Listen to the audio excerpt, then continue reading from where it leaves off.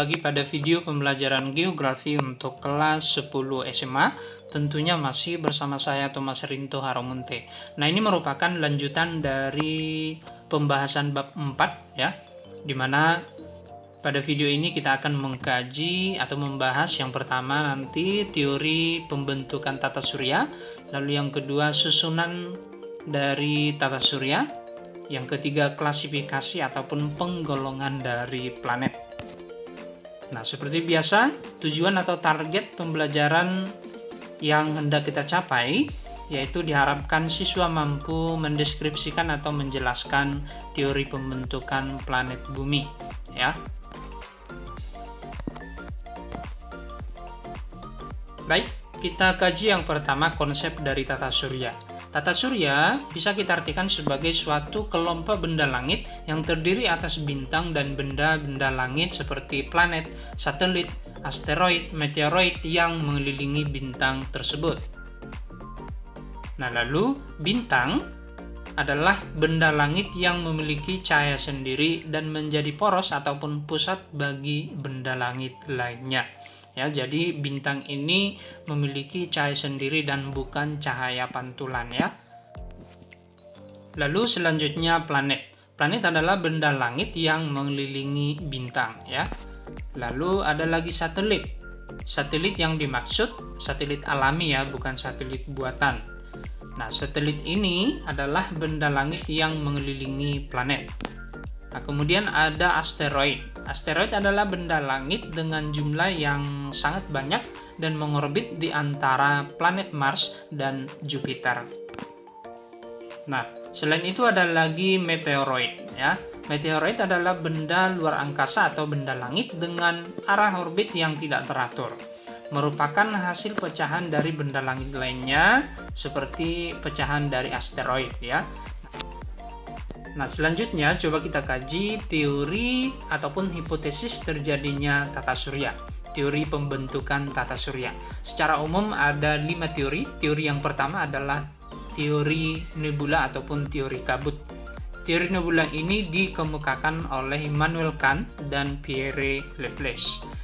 Teori ini sering disebut dengan teori Kant-Laplace ya, karena dikemukakan oleh Kant dan Laplace. Intinya bahwa menurut teori kabut ini ataupun teori nebula ini, bahwa tata surya berasal dari kabut gas yang berputar ya.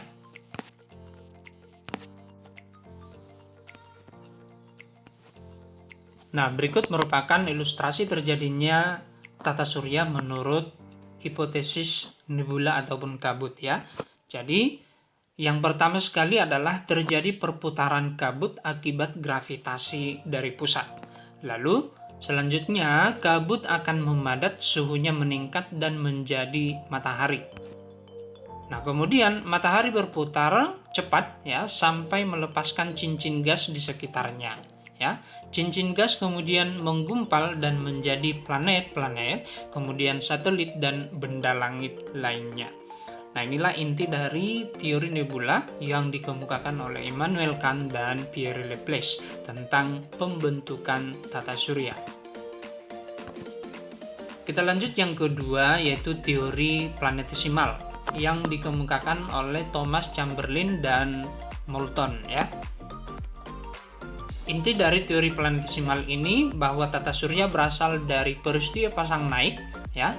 Peristiwa pasang naik material antara dua bintang ya. Jadi secara sederhana pada suatu ketika terdapat sebuah bintang yang dekat sekali dengan matahari ya. Akibat dari gaya gravitasi dari bintang dan matahari tersebut terjadi pasang naik massa gas yang dikandung oleh kedua bintang tersebut, baik bintang yang mendekat termasuk juga matahari tersebut, begitu ya. Lalu setelah bintang tersebut menjauh dari matahari, material pasang tersebut mengorbit di sekitar matahari ya. Nah, mengapa mengorbit? Karena memang masih dipengaruhi oleh gravitasi matahari ya. Lalu material pasang inilah yang kemudian membentuk planet-planet, satelit dan benda langit lainnya ya. Nah, berikut merupakan ilustrasi dari teori planetesimal yang dikemukakan oleh Chamberlain dan Forrest Moulton ya. Di mana ada suatu bintang yang mendekat ke matahari dan akibat gravitasi keduanya terjadi pasang naik material. Material pasang inilah yang kemudian menjadi planet, satelit, dan benda langit lainnya. Ya. Kita lanjut teori yang ketiga, yaitu teori bintang kembar atau sering juga disebut teori ledakan bintang. Ya. Beda dengan teori ledakan besar ya. Kalau teori ledakan besar itu tentang pembentukan jagat raya. Kalau teori ledakan bintang berarti tentang pembentukan tata surya ya. Ini dikemukakan oleh R.A. Littleton. Intinya bahwa tata surya berasal dari ledakan salah satu bintang yang mendekati bintang lain ya. Jadi secara sederhana pada suatu ketika terdapat dua bintang yang saling mendekat. Akibat dari gravitasi kedua bintang tersebut, salah satu bintang meledak. Nah, hasil ledakan bintang tersebut akan menjadi planet-planet, satelit, dan benda langit lain. Sedangkan bintang yang tidak meledak akan menjadi matahari. Ya, hasil ledakan tersebut akan mengelilingi bintang lain yang tidak meledak. Ya. Nah, berikut ilustrasinya di mana ada dua bintang, yaitu bintang ganda begitu ya. Akibat gravitasi keduanya, satu bintang akan meledak. Serpihan hasil dari ledakan itu akan menjadi planet, satelit, dan benda langit lainnya. Bintang lain yang tidak meledak akan menjadi matahari. Selanjutnya teori yang keempat yaitu teori protoplanet atau awan debu yang dikemukakan oleh Kuiper dan Weizsäcker ya. Intinya bahwa tata surya berasal dari kabut gas dan debu yang bergumpal dan berputar terus-menerus di sekitar matahari. Secara sederhana bahwa awan gas pijar terutama terdiri atas hidrogen dan helium ya, yang menggumpal begitu ya. Lalu kemudian awan gas mengalami kondensasi, mengalami perputaran, kehilangan energi, kemudian mendingin, memampat atau memadat dan membeku hingga membentuk cakram. Jadi ada kata kunci di sini yang dikemukakan oleh teori protoplanet bahwa gumpalan awan gas dan debu tadi akan membentuk cakram, begitu ya. Nah, bagian luar cakram akhirnya akan lepas-lepas menjadi bagian-bagian kecil. Bagian dalam cakram akan menjadi matahari, sedangkan bagian yang kecil tadi yang mengalami pelepasan tadi akan menjadi planet, satelit, dan benda langit lainnya. Jadi seperti ini kira-kira ilustrasi dari teori protoplanet yang dikemukakan oleh G.P. Kuiper dan Weizsäcker ya. Intinya bahwa tata surya berasal dari gumpalan awan gas dan debu yang kemudian membentuk cakram dan mengalami perputaran ya. Kita lanjut teori yang kelima yaitu teori pasang surut gas yang dikemukakan oleh James Jeans dan Harold Jeffreys. Intinya bahwa tata surya berasal dari adanya pasang surut pada gas panas matahari akibat gravitasi dari bintang lain yang mendekati matahari. Ya, secara sederhana pada suatu ketika terdapat bintang yang sangat dekat dengan matahari. Akibat gravitasi bintang tersebut, gas panas matahari akan mengalami pasang ataupun tertarik ke arah bintang, dan gas panas tersebut membentuk gumpalan seperti serutu. Nah, saat bintang tersebut menjauhi matahari, gumpalan serutu tersebut kemudian pecah menjadi bagian-bagian kecil dan menjadi planet, satelit, serta benda langit lainnya. Ya, jadi jika kita kaji dengan teori-teori sebelumnya, ada yang hampir mirip begitu ya, yaitu teori planetesimal dengan teori pasang surut gas, di mana peristiwanya hampir sama, yaitu ada suatu bintang yang mendekati matahari dan terjadi pasang begitu ya. Nah, hanya yang membedakannya bahwa menurut teori planetesimal, material pasang itu tidak berubah menjadi gas ya. Material pasang tersebut langsung menjadi planet. Berbeda dengan teori pasang surut gas bahwa material pasangnya berubah menjadi gas dahulu, lalu membentuk serutu, begitu ya. Itu perbedaannya. Nah, berikut merupakan ilustrasi terjadinya teori pasang surut gas ya, tentang teori pembentukan tata surya yang dikemukakan oleh James dan Jeffreys ya.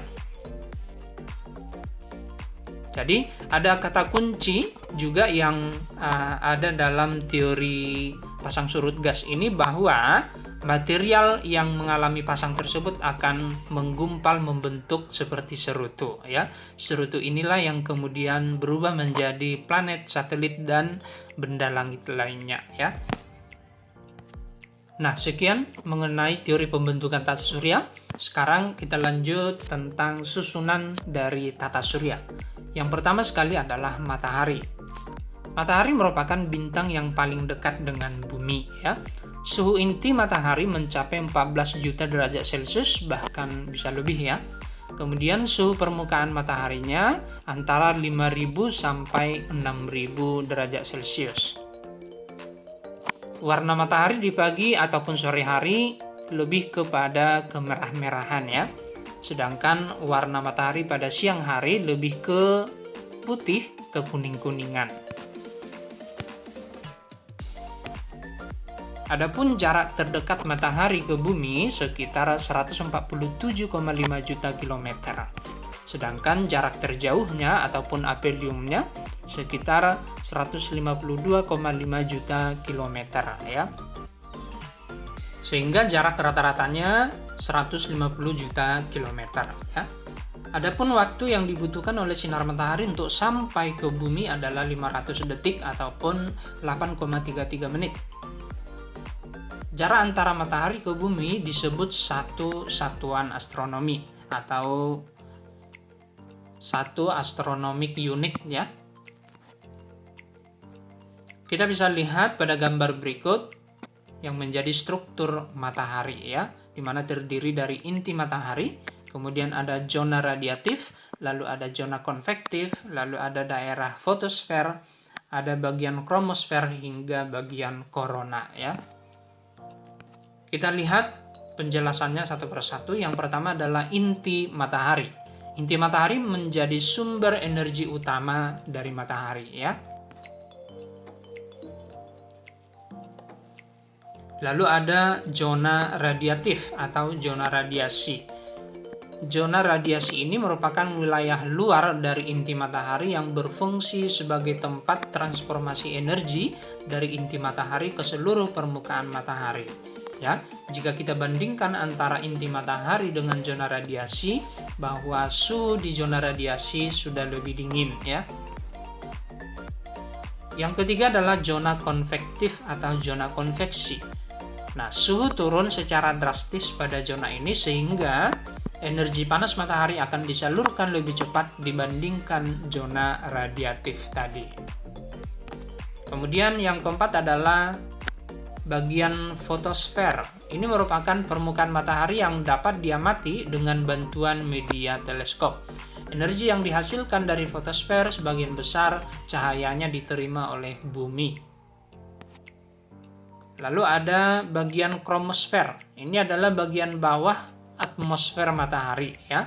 Dapat dilihat bila terjadi gerhana matahari total, di mana tampak seperti cincin yang berwarna merah ya. Itulah kromosfer ya, bagian bawah atmosfer matahari. Yang terakhir korona ya. Dari arti katanya korona berarti mahkota. Ini merupakan lapisan matahari yang paling luar berupa gas, terlihat seperti mahkota yang berwarna putih cemerlang yang mengelilingi matahari. Nah, sekarang kita lanjut komponen kedua dari tata surya, yaitu planet Merkurius sebagai planet terdekat ke matahari ya. Nah, rotasi ataupun waktu yang dibutuhkan oleh planet Merkurius berputar pada sumbunya mencapai satu putaran selama 59 hari di bumi. Adapun arah rotasinya dari barat ke timur, sama dengan arah rotasi bumi ya, yang juga dari barat ke timur. Kemudian revolusi ataupun waktu yang diperlukan oleh Merkurius untuk mengelilingi matahari, bahwa untuk mencapai satu putaran membutuhkan waktu 88 hari di bumi. Kemudian diameter dari Merkurius adalah 4.880 km. Ya, jika kita bandingkan dengan ukuran bumi, maka ukuran Merkurius yaitu sepertiga dari diameter bumi, ya. Selanjutnya, suhu rata-rata di Merkurius mencapai 167 derajat Celcius. Kemudian atmosfernya sangat tipis dan merupakan gas helium sehingga langit Merkurius berwarna hitam, ya. Kemudian dijuluki sebagai bintang fajar ataupun bintang senja, ya, karena hanya dapat dilihat pada saat matahari terbit ataupun akan tenggelam. Merkurius sendiri tidak memiliki satelit, ya, benda langit yang mengelilinginya. Tidak ada benda langit yang mengelilingi Merkurius, ya. Nah, kemudian eksentrisitasnya 0,206. Dengan demikian bahwa daerah edar dari planet Merkurius memiliki bentuk yang elips, ya. Jadi kalau sudah 0,2 itu memiliki bentuk yang elips, ya. Kemudian jarak dari matahari sekitar 57,9 juta kilometer. Nah, berikut merupakan sumbu rotasi dari setiap planet, termasuk juga sumbu rotasi dari Merkurius, ya, beserta kemiringan sumbu rotasinya, ya.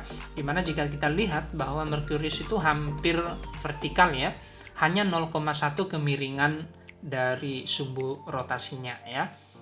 Jika kita bandingkan dengan bumi yang memiliki kemiringan sumbu rotasi mencapai 23 derajat, ya. Lebih tepatnya 23,5 derajat, ya. Lalu yang paling tinggi, yang paling besar kemiringannya di sini adalah Venus, ya, mencapai 177 derajat. Itulah sebabnya jika kita perhatikan arah rotasi dari Venus bukan lagi dari barat ke timur, tetapi sebaliknya dari timur ke barat. Begitu, ya. Kemudian tadi saya ada menyinggung tentang eksentrisitas, ya. Perlu kita ketahui bahwa eksentrisitas adalah tingkat keelipsan bidang orbit suatu planet dalam mengelilingi matahari, ya. Jadi, jika eksentrisitasnya 0 berarti bidang orbitnya merupakan lingkaran sempurna. Kemudian, jika nilai eksentrisitasnya 1, berarti bidang orbitnya berupa parabola. Lalu, ketika nilai eksentrisitasnya lebih besar dari 0 dan lebih kecil dari 1, ya, maka bidang orbitnya berupa elips. Itulah sebabnya karena eksentrisitas dari Merkurius tadi 0,206, maka sudah pasti memiliki bidang yang elips, ya.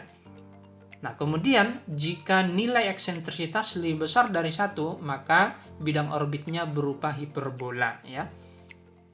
Sekian mengenai eksentrisitas, ya.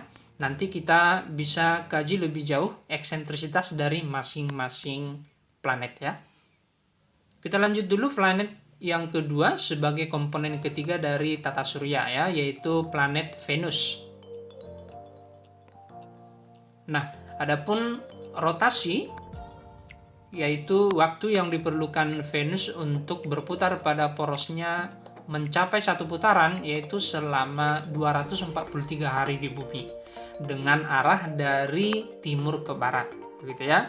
Berbeda dengan Merkurius tadi dari barat ke timur, ya. Kemudian revolusi ataupun waktu yang diperlukan Venus mengelilingi matahari yaitu selama 225 hari di bumi. Nah, atmosfer dari Venus berupa gas karbon dioksida, kemudian sedikit mengandung hidrogen, nitrogen, dan uap air. Atmosfer dari Venus dapat menahan cahaya matahari sehingga Venus kelihatan paling cerah dilihat dari bumi, ya. Sehingga sering dijuluki sebagai bintang kejora. Kemudian Venus juga tidak memiliki satelit, ya. Selanjutnya, nilai eksentrisitas dari planet Venus adalah 0,007, berarti bidang edarnya berupa elips, ya. Selanjutnya, suhu sangat panas, ya, bisa mencapai rata-rata 464 derajat Celcius, dan ini diakibatkan oleh gas rumah kaca yang dialami oleh atmosfer Venus, ya. Selanjutnya diameter dari planet Venus mencapai 12.104 km. Nah, adapun jarak dari matahari yaitu sekitar 108,2 juta kilometer ya. Kita lanjut yang keempat yaitu bumi ya. Nah, bumi ini 70% permukaannya tertutup oleh air. Nah, bumi ini dijuluki sebagai planet biru. Kemudian bumi berotasi ataupun berputar pada sumbunya mencapai satu putaran selama 23 jam 57 menit atau sering kita sebut satu hari begitu ya, dengan arah rotasi dari barat ke timur sama dengan arah rotasi dari planet Merkurius tadi ya. Kemudian berevolusi selama 365,25 hari ya. Mengelilingi matahari mencapai satu putaran selama 365,25 hari. Lalu atmosfernya terdiri atas nitrogen, oksigen, serta gas-gas lainnya. Lalu selanjutnya nilai eksentrisitas dari bidang edar bumi adalah 0,017. Artinya bentuknya berupa elips ya, bidang edarnya berbentuk elips. Selanjutnya diameter dari bumi sekitar 12.756 km. Adapun jarak dari matahari sekitar 149,6 juta kilometer. Suhu rata-rata mencapai 15 derajat Celcius ya. Sekian mengenai planet bumi. Kita lanjutkan dengan planet Mars. Nah, planet Mars berotasi selama 24,6 jam waktu di bumi ya, dengan arah dari barat ke timur, kemudian berevolusi atau mengelilingi matahari selama 687 hari di bumi. Lalu dijuluki sebagai planet merah karena memang kenampakan unsur besi atau Fe pada permukaan planet Mars ya. Lalu memiliki kutub utara dan kutub selatan yang tertutup salju ya. Permukaan Mars berupa tanah gersang. Atmosfernya terdiri dari 95% berupa karbon dioksida, kemudian 3% nitrogen, 1,6% argon.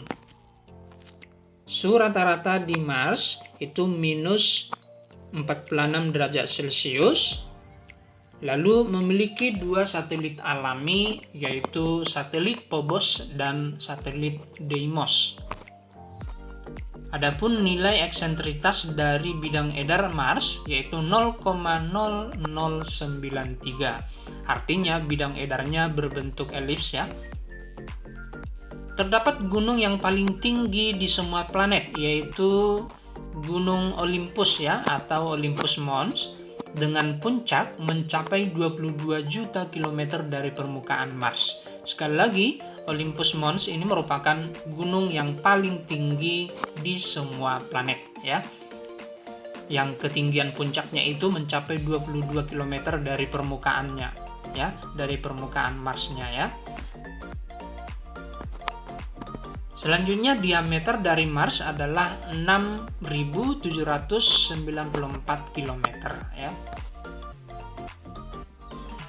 Adapun jarak dari matahari sekitar 227,9 juta kilometer. Kita lanjut, yang berikutnya adalah planet Jupiter ya. Nah, planet Jupiter ini merupakan planet terbesar dalam tata surya ya. Selanjutnya, jarak dari planet Jupiter ke matahari sekitar 778,3 juta kilometer ya. Ini langsung drastis sangat jauh ya. Beda dengan planet Mars tadi jaraknya hanya 200-an gitu ya, 227 juta kilometer, sedangkan Jupiter ini langsung 778 juta kilometer begitu ya. Nah, selanjutnya berotasi selama 10 jam di bumi ya, 10 jam waktu di bumi ya. Kemudian berevolusi atau mengelilingi matahari selama 11,86 tahun waktu di bumi ya. Jadi relatif lama ya. Nah, atmosfernya tersusun atas gas metan, kemudian amoniak ya, kemudian helium dan hidrogen. Lalu memiliki diameter 139.822 km. Adapun nilai eksentrisitas dari bidang edarnya yaitu 0,048. Berarti memiliki bentuk yang elips ya. Adapun jumlah satelit alami dari planet Jupiter sebanyak 63 ya. 4 diantaranya yang paling besar yaitu satelit Io, kemudian satelit Europa, satelit Ganymede, dan satelit Callisto. Suhu rata-rata mencapai min 130 derajat Celcius ya. Kita lanjut berikutnya planet Saturnus. Berotasi ataupun berputar pada sumbunya mencapai satu putaran selama 10 jam 40 menit waktu di bumi. Nah, kemudian berevolusi selama 29 tahun. Adapun jarak dari matahari sekitar 1429 juta kilometer. Lalu Saturnus ini memiliki cincin ya ataupun gelang rangkap dua yang tersusun dari lapisan-lapisan debu halus ya, sehingga sering dijuluki sebagai planet cincin ya. Atmosfernya mengandung 96,3% molekul hidrogen dan 3,25% helium. Nah, Saturnus sendiri memiliki 59 buah satelit alami, diantaranya ada satelit Titan, Rhea, Iapetus, Dione, kemudian Tethys, lalu Enceladus, dan Mimas. Adapun nilai eksentrisitas dari bidang edarnya yaitu 0,055 ya, yaitu memiliki bentuk yang elips ya. Suhu rata-rata mencapai min 140 derajat Celcius. Kita lanjut berikutnya yaitu planet Uranus. Nah, Uranus sendiri memiliki cincin unik yang melingkari planet secara vertikal. Kita bisa lihat seperti gambar ya. Kemudian berotasi selama 17 jam waktu di bumi. Lalu berevolusi selama 84 tahun waktu di bumi. Planet Uranus memiliki 27 satelit, di mana diantaranya berupa satelit Miranda, ada Ariel, Umbriel, Titania, dan Oberon. Adapun atmosfer dari Uranus berupa hidrogen, helium, amonia, metana, dan sisa hidrokarbon. Nah, suhu rata-rata mencapai min 140 derajat Celcius. Adapun nilai eksentrisitas dari bidang edarnya yaitu 0,047, memiliki bidang edar berbentuk elips ya. Jarak dari matahari sekitar 2872 juta kilometer. Berikutnya adalah planet Neptunus. Nah, planet Neptunus ini memiliki cincin tipis yang tersusun dari partikel-partikel es. Nah, kemudian planet Neptunus sendiri memiliki 13 buah satelit, di mana diantaranya ada satelit Triton, Naiad, kemudian Thalassa, Despina, Galatea, Proteus, dan Larissa. Kemudian Neptunus berotasi selama 16 jam waktu di bumi. Lalu berevolusi mengelilingi matahari mencapai satu putaran selama 165 tahun waktu di bumi. Atmosfer dari Neptunus tersusun atas gas hidrogen, helium, metana, dan es. Suhu rata-ratanya mencapai min 223 derajat Celcius. Nah, sehingga bahwa planet Neptunus merupakan planet terdingin di tata surya ya. Dengan suhu rata-rata bisa mencapai min 223 derajat Celcius. Adapun nilai eksentrisitas dari bidang edarnya itu 0,009, yaitu berbentuk elips ya. Selanjutnya jarak dari matahari sekitar 4.500 juta kilometer. Nah, sekian mengenai planet sebagai komponen dari tata surya. Kita lanjut komponen lain dari tata surya, yaitu asteroid.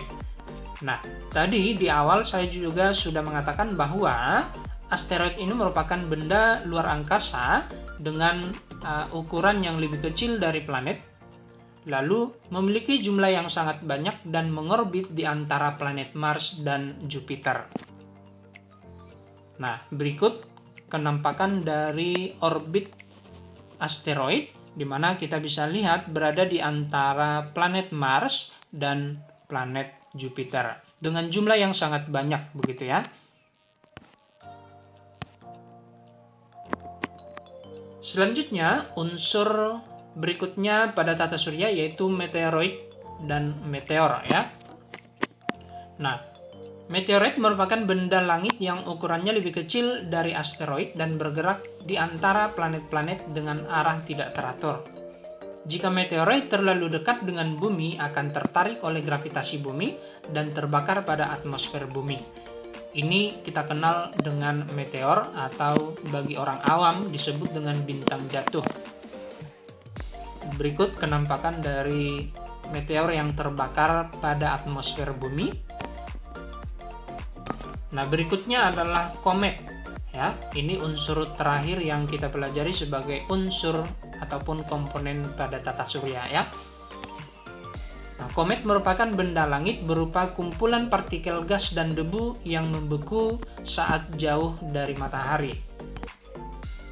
Nah, adapun bagian-bagian dari komet terdiri dari yang pertama bagian inti. Ini merupakan bahan yang sangat padat, diameternya mencapai beberapa kilometer. Lalu ada bagian koma, yaitu daerah kabut atau daerah yang mirip tabir di sekeliling inti komet. Lalu ada lapisan hidrogen, yaitu lapisan yang menyelubungi atau menyelimuti koma. Tidak tampak oleh mata manusia ya. Hanya bisa diamati dengan bantuan teleskop. Selanjutnya ada bagian ekor, yaitu gas bercahaya yang terjadi ketika komet lewat di dekat matahari ya.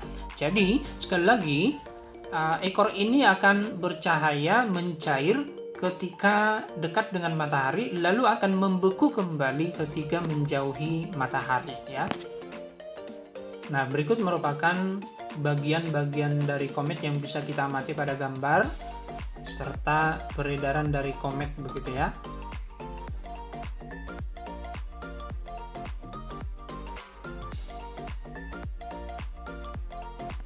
Kita lanjut subtopik kita yang terakhir, yaitu klasifikasi ataupun penggolongan dari planet. Nah, yang pertama adalah penggolongan planet menurut batas orbit bumi. Dibedakan menjadi planet inferior dan planet superior ya. Adapun planet inferior merupakan planet yang orbitnya di antara bumi dan matahari. Terdiri dari Merkurius dan Venus ya. Jadi sekali lagi, yang merupakan planet inferior adalah Merkurius dan Venus. Lalu yang berikutnya adalah planet superior, merupakan planet yang orbitnya di luar orbit bumi. Terdiri dari Mars, Jupiter, Saturnus, Uranus, dan Neptunus. Penggolongan yang kedua yaitu menurut batas orbit asteroid. Nah, sekali lagi, asteroid merupakan benda luar angkasa yang mengorbit di antara Mars dan Jupiter ya.